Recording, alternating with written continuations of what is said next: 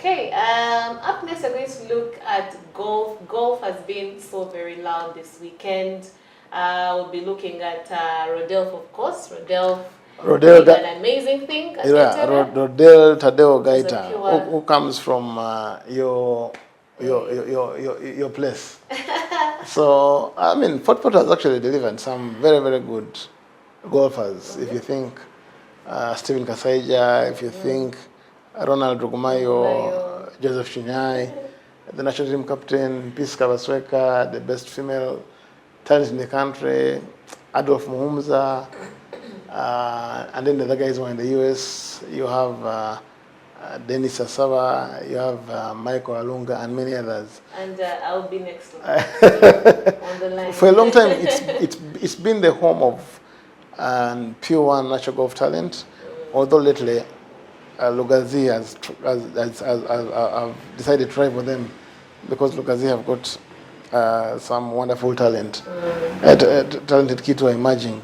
When you look at Godfrey Soboga, you have Joseph Reganakena, and then you have kids like Anthony Otuke and Peter Maende who are coming up, Winnie Musuya for the ladies. So, well, good things happening from clubs which are so far from the city center. Yes. But Rodell Taddeo Gaita won the Deo Akope Challenge, a tournament I love for many reasons, because first and foremost, this is a tournament started by Deo Akope and managed by the Deo Akope Foundation, because Deo Akope, in his own words, says golf picked him from nowhere and took him somewhere, and he's trying to give back by having this tournament, which is why he has that foundation, which is helping to inspire a couple of kids, a couple of youngsters, because Akope will tell you that when he started playing golf, he started with the cassava stick.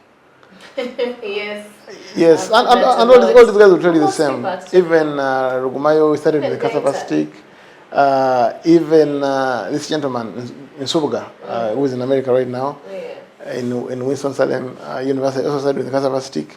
So it's listen, it's just of today, in this generation, that clubs are just about available. So the equipment is easier to access. You'll get someone who will pick up the game, and then he'll give you a free bag. It wasn't the case many years ago. So Akope's story is quite a tale, and one day I think we shall have to host him here on Mark to Mark for him to tell us exactly how we started the game of golf. But golf made him who he is today, because along the way he became a 3-time Uganda Open champion. He played for Uganda on the national team. He's become a professional. He's won so many things. He's traversed the world because of golf. And right now he's even employed at Uganda Golf Club because of the game as the assistant club professional. But on the day the Deo Akope Challenge, which was held in Entebbe, you had Gaita Taddeo Rodell winning. The thing about his victory, Gaita, is that he played all the 3 days under par, and that is something which hadn't happened in Uganda in a very, very long time. So it showed that, obviously, Gaita has been a level or two above every other professional in the country this year.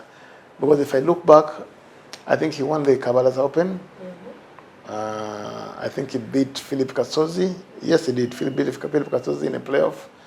And then he went to Rwanda, and I think he was 4th in the Kigali Open.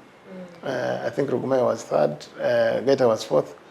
He didn't make the cut to compete at the Magical Kenya Open because he went to Vet Lab, and I think it was a combination of exhaustion and having to play so much golf, having played the Pearl of Africa, and then you went to Kigali to play in the Kigali Open, and then you had to board immediately to travel to Vet Lab. Maybe I don't think he had sufficient recovery time to be in the right frame of mind to compete in those Vet Lab qualifiers. But well, he's in virtually all the tournaments. He's been making podium finishes, 1, 2, 3 finishes, and listen, I would fancy him to be on the podium again next week for the Captain's Bell at Uganda Golf Club, where I think there's a kitty of also 20 million shillings because he's been playing well. I look at Gaita, and there's nothing really I would say, exception about the game Gaita plays, because he's a guy who finds the fairway. He's quite consistent off the tee. He's straight with his irons, and then he's got a very good shot game. Knows how to chip, knows how to putt. He's not someone you're going to watch and then your breath is taken away. But he just does the business. You know, he plays most simplest way. He plays regulation golf. Doesn't go for risks, and it's efficient. And I think there are lessons to learn for other golfers in the country, because many times you want to do things which are going to put you in, which are going to affect your game, because you want to play the risky shots, you want to be needlessly aggressive on day one when you should just be playing regulation, and in trying to be needlessly aggressive, you're going to box scores that are going to endanger your chances of making the cut. Yes. So I think Gaita, from the time he turned professional, he's been very consistent, and I think he has his head in the right place. He really wants to play to the best of his abilities, and I think it's going to be a spectacular year for Gaita. Of course, the Uganda Open is in Lugazi this year, a very different course from Entebbe, from Chigo, from UGC, and we'll wait and see how Gaita competes against the opposition, which is going to be posed by the guys from Tanzania, from Zimbabwe, from Zambia, and Kenya. That will be in September of this year at the PAS 71 Lugazi Golf Hills and Country Club. Arguably one of the best courses in the country, if not the best courses, if not the best course in terms of being picturesque, in terms of the degree of difficulty, and the greens, and the greens. So we can't wait. Of course, before the Pearl of Africa, so before the Uganda Open, there will be the Pearl of Africa Golf Series, which will be held there in July. Still in Lugazi, yes, because remember for the Pearl of Africa Golf Series, you had the UGC leg, which happened in Feb. Then you had the one in April, which was in Entebbe. Yes. The one in July will just be the final one, and it will be a preamble to the Uganda Open, which will be held in August and September. The professionals will definitely play in September, but the amateurs, the ladies, seniors, juniors, and amateurs will play in August. Why should the ladies play with the amateurs? No, they will not play together. So you have the juniors playing first, and then you have the ladies playing on their own, and then you have the seniors, 55 and above, and then you have the amateurs, the main event, the gross amateurs, and then you have the professionals playing last. So it's held over 1 month.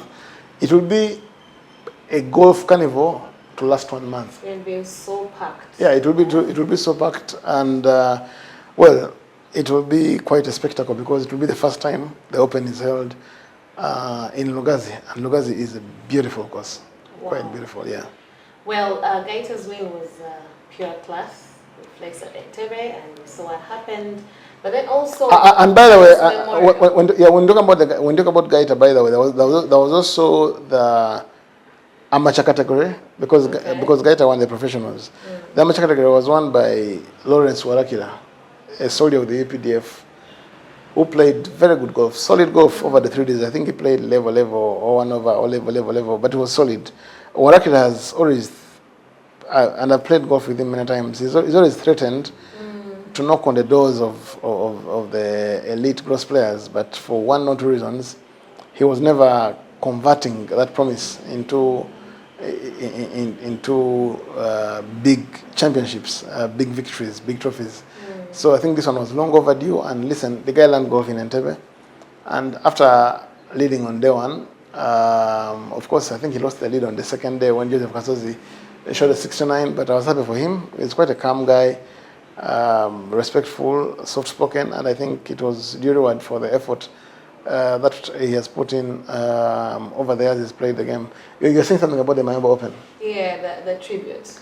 Yes, the Mayombe Open happens annually, and Mayombe, of course, also another son of the soil of Fort Porto. So you had that tournament as well, which was happening in Fort Porto. Listen, I love the fact that the game of golf has grown today to a point where You can have tournaments happening in Namlonge, at Uganda Golf Club, sometimes in Entebbe, other times even in Chigo, and then in Fort Portal, and life is ongoing because we have so many golfers in the country. Back in the day, when one club held an event, it meant that another club could not host or could not stage its own event because all the golfers were going to flock to one tournament. But these days, you can have tournaments in Entebbe. Probably you come to Entebbe. When you have tournaments happening in Chigo, you have a tournament happening in Barara, in Fort Portal. So I'm happy that Fort Portal Toro Golf Club, they've preserved the memory of the late Brigadier Noble Mayombo, and they had that tournament which was graced by various golfers, and the Union President actually, Mr. Jackson Were, was there. He competed in that one, and I think the game of golf is it's going places. It's going places, and hopefully in the years to come, we shall have more golfers, more events across all the courses in the country: Kabale, Arua, and Kinyara, Mbale, Tororo, name it. Yes. Yeah. Okay, that was much about golf. That was just it. Thank you so much, Mark.